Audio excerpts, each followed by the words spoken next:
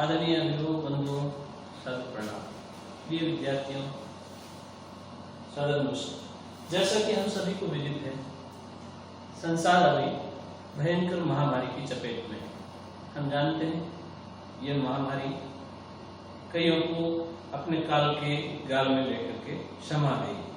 जैसा कि इस महामारी के संबंध में हमारे चिकित्सक, हमारा प्रशासन पूर्णतः इस ओर ध्यान दे रहा है और हमें भी सुरक्षित अपने घरों में रहने के लिए प्रेरित कर रहा है। निश्चित रूप से हम इस समय इन दिनों अपने अपने घरों में होंगे।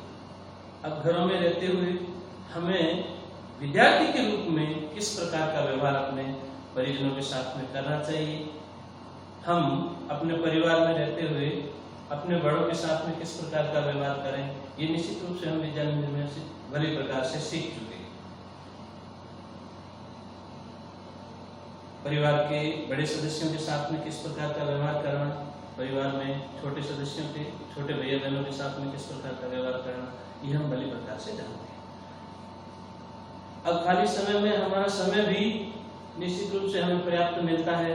हमारी दिनचर्या व्यवस्थित हो, प्रातः जागरण सूर्योदय से पूर्व हो, जागरण के उपरांत दैनिक क्रियाओं से निवृत्त होने के बाद में हमारा नित्य शारीरिक योग प्राणायाम ये हो, ऐसी मैं आपसे अपेक्षा रखता हूँ।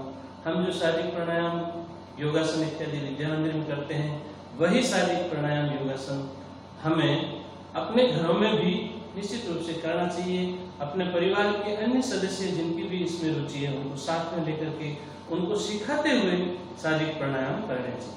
अपने जो भी आचार्य इनके जानकार है, उनसे भी फोन से बातचीत करके नए नए प्राणायाम योगासन अपने को सीखने चाहिए। ये जो समय है वो अभी सीखने का, क्योंकि अधिकतम समय अपना खाली रहता है और इस खाली समय में हम नई नई तकनीकों के बारे में काफी कुछ सीख सकते हैं। जैसा कि हम जानते हैं वर्तमान युग कंप्यूटर का युग है और कंप्यूटर के संबंध में हमारा ज्ञान अभी बहुत कम है, तो कंप्यूटर के संबंध में हम बहुत कुछ सीख सकते हैं।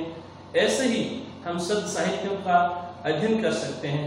अपने परिवार में बड़े बुजुर्ग हैं, अपने जो धार्मिक ग्रंथ है जैसे रामायण, महाभारत, गीता, इनका अच्छे से सार सरलार्थ करके हम अपने परिवार के अन्य सदस्यों को भी इसका लाभ दे सकते हैं।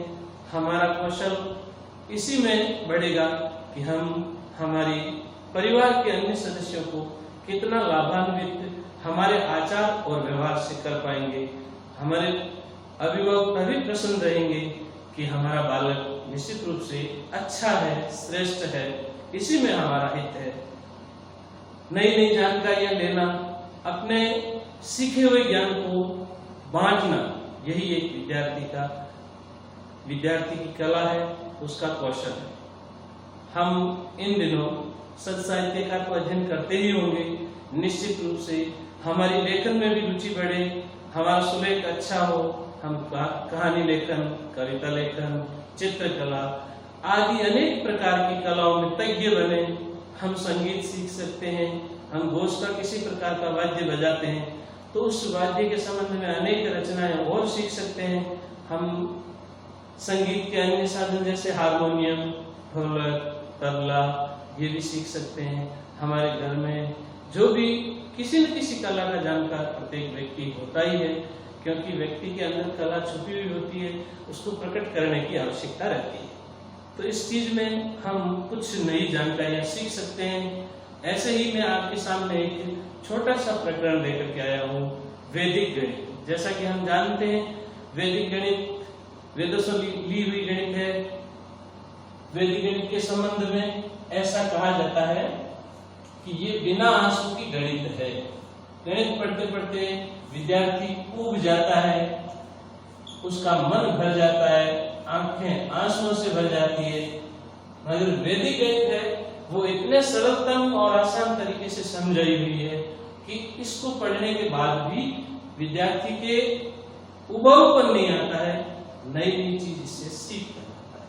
वैदिक गणित में वैसे तो 16 सूत्र है, 16 सूत्र और 13 उपसूत्र है। 16 सूत्र प्लस 13 उपसूत्र। ऐसा करके कुल मिलाकर के हो गए 29। और हम जानते हैं कि कुछ धर्मों के नियम भी 29 हैं। तो आज हम एक सूत्र है एकाधिकरण पूर्वेण, उसके बारे में समझेंगे। एकाधिकरण पूर्वेण, पहले से एक अधिक करना, एक अधिक और पूर्व के अंक का, यानी पूर्व में जितना उसका मान है उससे एक अधिक करना, यही एकाधिकरण पूर्वेण। एकाधिकरण पूर्वेण से योग, विवेकलन, गुणा, भाग, ये चार संक्रियाएं होती है, मगर आज गुण संक्रिया का एक छोटा सा भाग हम एकाधिकरण पूर्वेण से सीखेंगे, गुणन संक्रिया। एकाधिकरण पूर्वेण जो विधि है वह कंडीशनल है, सशर्त लागू होती है। और इसमें कंडीशन क्या होती है, शर्त क्या होती है, वो मैं पहले लिख देता हूं। संख्या के चरम अंकों का योग, संख्या के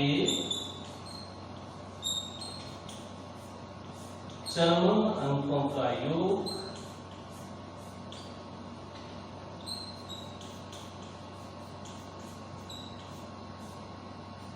दस, सौ, हजार, 10,000 इस प्रकार होता है। दूसरी क्या शर्त है, शेष निकलम अंक समान होंगे, शेष निकलम अंक समान, तभी इस प्रकार से हम गुणन संक्रिया कर पाएंगे। देखिए एक उदाहरण लेता हूं, जिस प्रकार संख्या है 64 गुणा 66। अब पहले तो इन संख्याओं को ठीक से उस शर्त के अंदर डाल दिए। चरम अंक ये हो गए, अंतिम अंक, यूं कह लें सीधी भाषा में चरम अंक। तो 4 और 6 इनका योग देखिए 10 हो रहा है, और शेष निकलम अंक ये हो गए, ये शेष निकलम अंक।